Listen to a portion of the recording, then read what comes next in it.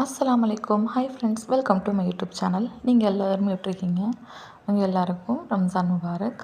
நம்ம வந்துட்டு chicken bonda, chicken bajji இதுக்கு நம்ம என்ன பேர் தரோமோ அதுதான். வந்துட்டு சிக்கன் சாப்ஸ்ன்னு தான் சொல்லுவோம். இது வந்துட்டு பஜ்ஜி டைப்பில் இருக்கும். நம்ம வாழைக்காய் பஜ்ஜி, உருளைக்கிழங்கு பஜ்ஜி செய்கிறோம்ல, ஸோ அந்த மாதிரி அதே மெத்தட்.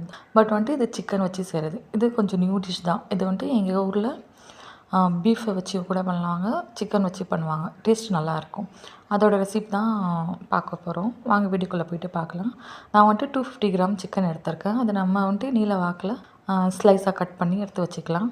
இப்போ மசாலா ரெடி பண்ணிக்கலாம். நம்ம வந்துட்டு பூண்டு இடிப்போம்ல, அதை வச்சு கொஞ்சம் லைட்டாக இடித்து எடுத்து வச்சுக்கலாம் சிக்கனை.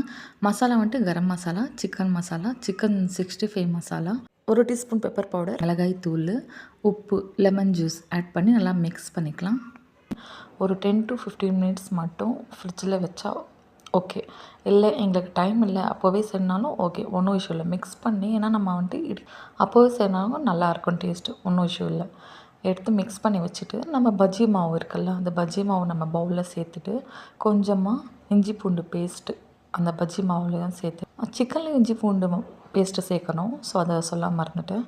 இஞ்சி பூண்டு பேஸ்ட்டு சேர்த்து நல்லா மிக்ஸ் பண்ணிவிட்டு பஜ்ஜி மாவு, அதில் சிக்கனுடைய ஒவ்வொரு பீஸ் எடுத்து டிப் பண்ணி நம்ம ஆயிலில் ஃப்ரை பண்ண வேண்டியதான். நம்ம வாழைக்காய் பஜ்ஜி, உருளைக்கிழங்கு பஜ்ஜி செய்கிறோம்ல, அதே ப்ராசஸ் தான்.